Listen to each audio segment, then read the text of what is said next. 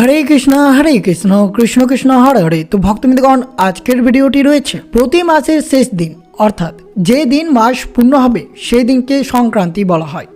সংক্রান্তি অর্থাৎ সংক্রমণ মানে প্রবেশ করা বা গমন করা, অর্থাৎ সূর্য যে রাশির মধ্যে প্রবেশ করে সেই রাশিকে বলা হয় সংক্রান্তি।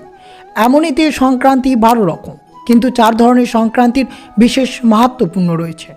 সেগুলো হলো মেষ, কর্কট, তুলা ও মকর সংক্রান্তি। তেমনি 2026 সালের 14ই জানুয়ারি পালিত হয়েছে পৌষ মাসের শেষ দিন, অর্থাৎ মকর সংক্রান্তি, যাকে বলা হয় পৌষ সংক্রান্তি। পৌষ সংক্রান্তি থেকে উত্তরায়ণ শুরু হয়, তেমনি আষাঢ় সংক্রান্তি থেকে দক্ষিণায়ন শুরু হয়। মকর সংক্রান্তি হিন্দু ধর্মের সবথেকে বিরাট ধর্মীয় উৎসব। মকর সংক্রান্তির বিশেষ মাহাত্ম্য কারণ এই দিনে সূর্যদেব দক্ষিণায়ন থেকে উত্তরায়ণ হয়, অর্থাৎ সূর্যদেব উত্তর দিকে যাত্রা শুরু করে। এর আগে সূর্যদেব দক্ষিণ দিকে যাত্রা করেছিলেন, এখন উত্তর দিকে যাত্রা শুরু করবে। এইভাবে 6 মাস দক্ষিণ দিক অর্থাৎ দক্ষিণায়ন, আর বাকি 6 মাস উত্তর দিকে অর্থাৎ উত্তরায়ণ। মাঘ, ফাল্গুন, চৈত্র, বৈশাখ, জ্যৈষ্ঠ, আষাঢ় এই 6 মাস উত্তরায়ণকাল এবং শ্রাবণ, ভাদ্র, আশ্বিন, কার্তিক, অগ্রহায়ণ, পৌষ এই 6 মাস দক্ষিণায়নকাল। সেই জন্য আষাঢ়ের সংক্রান্তিতে দক্ষিণায়ন শুরু হয় এবং পৌষ সংক্রান্তিতে উত্তরায়ণ শুরু হয়। পৌষ সংক্রান্তির দিন শেষ হয় বলে পরবর্তী সূর্য উদয় ব্রহ্মা মুহূর্ত থেকে দেবতাগণ দিন শুরু হয়।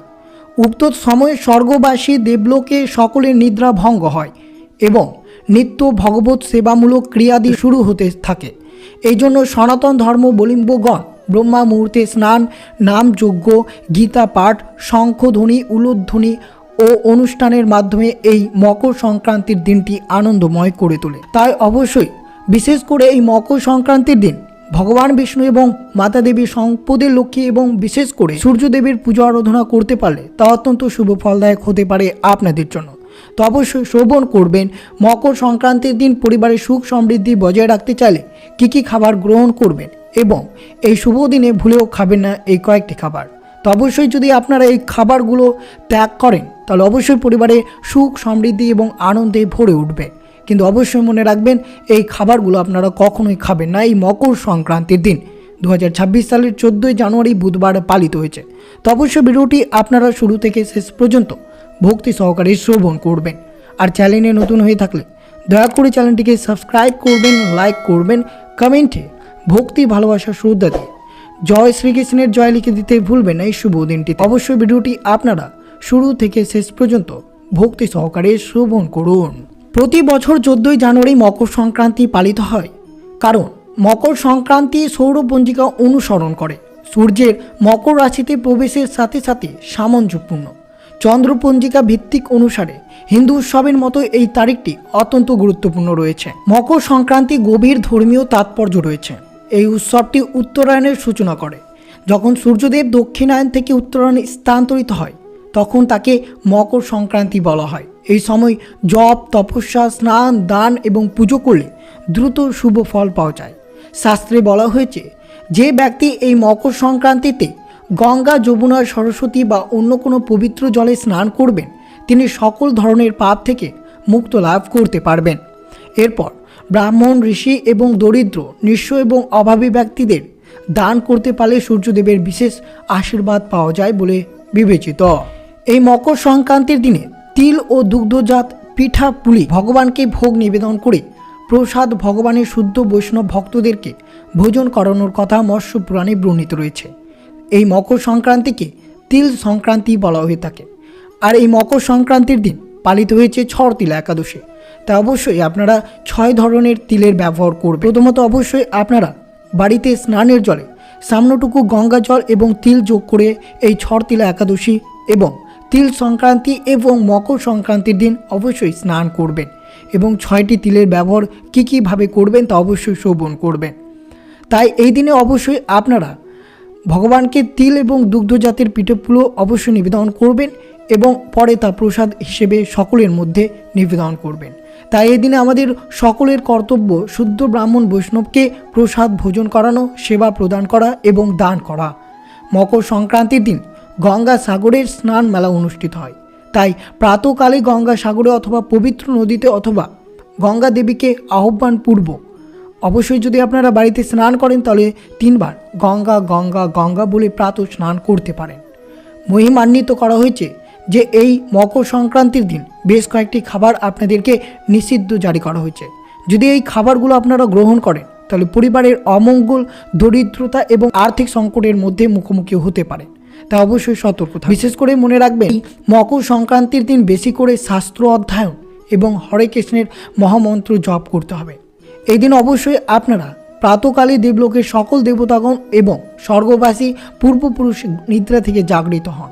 তাই এই জন্য সনাতন ধর্মাবলম্বীদের এই মকর সংক্রান্তির দিন ব্রহ্মা মুহূর্ত স্নান, শঙ্খধ্বনি, উলুধ্বনি, গ্রামে নগরের সংকীর্তন, গীতা পাঠ ইত্যাদি শাস্ত্রসম্মতভাবে করলে তা মঙ্গলজনক হতে পারে আপনাদের জন্য। আর অবশ্যই মকর সংক্রান্তিতে অবশ্যই আপনারা তিল ছাড়া গুড় ও খিচুড়ি খাওয়া বা দান করার গুরুত্ব রয়েছে।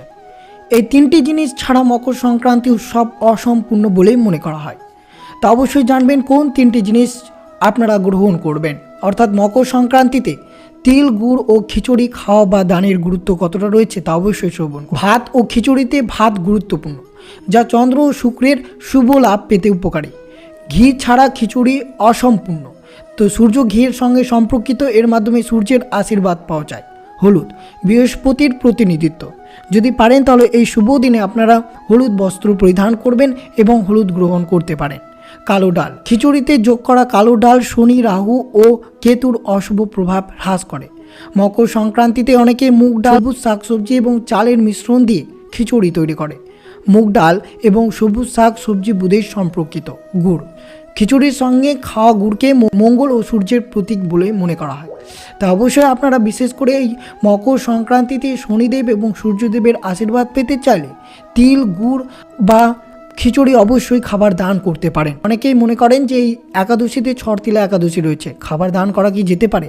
তা অবশ্যই আপনারা যদি একাদশী ব্রতটি পালন করে থাকেন তাহলে খাবার দান করবেন না, আর যদি না করেন তাহলে অবশ্যই আপনারা খিচুড়ি, তিল, গুড় অবশ্যই দান করতে পারেন, তা অত্যন্ত শুভ হতে পারে।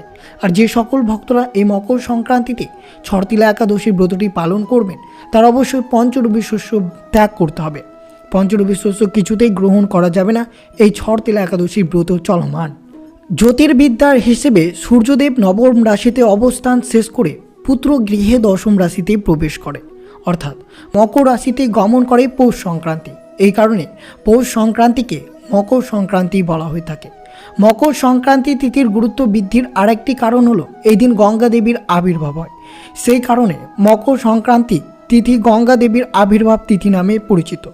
গঙ্গা দেবীর আবির্ভাব তিথি উপলক্ষে গঙ্গাসাগরে পালিত হয় এই দিন বিরাট ধর্মীয় উৎসব, অর্থাৎ গঙ্গা স্নান উৎসব।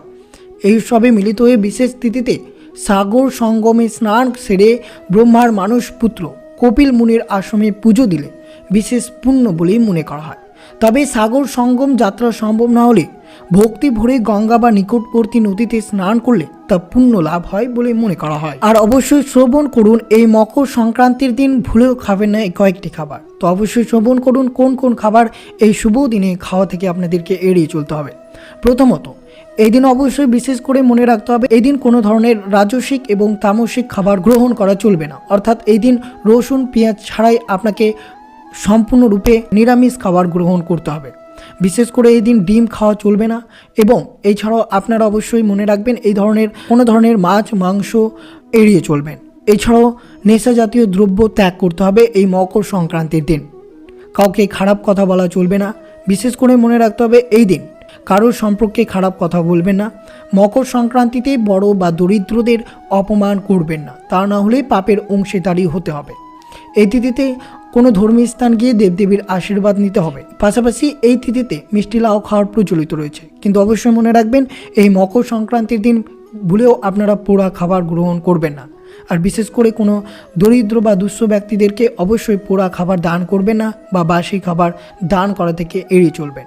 মকর সংক্রান্তি তিথিতে স্নান ও পুজো না করে কিছু খাওয়া অশুভ। এই তিথিতে স্নান ও পুজো না করে কিছু খেলে পরিবারে দরিদ্রতা আসে। আর অবশ্যই এই দিন আপনারা সূর্যদেবের পুজো করবেন, সূর্যদেবকে জল অগ্র নিবেদন করবেন, তা অত্যন্ত শুভ হতে পারে আপনাদের জন্য। তো অবশ্যই শ্রবণ করলেন পৌষ সংক্রান্তির দিন অর্থাৎ মকর সংক্রান্তির দিন আপনারা কোন কোন খাবার এড়িয়ে চলবেন। তো এই ছিল ভিডিওটি ভালো লাগলে অবশ্যই চ্যানেলটিকে সাবস্ক্রাইব করবেন, লাইক করবেন, কমেন্টে ভক্তি ভালোবাসার শ্রদ্ধা দিয়ে জয় শ্রীকৃষ্ণের জয় লিখে দিতে ভুলবেন না এবং ভিডিওটি আপনার আত্মীয় ভক্ত বা বন্ধুদের সাথে অবশ্যই শেয়ার করবেন। সুস্থ থাকবেন, সতর্ক থাকবেন। জয় শ্রীকৃষ্ণ। রাধে রাধে।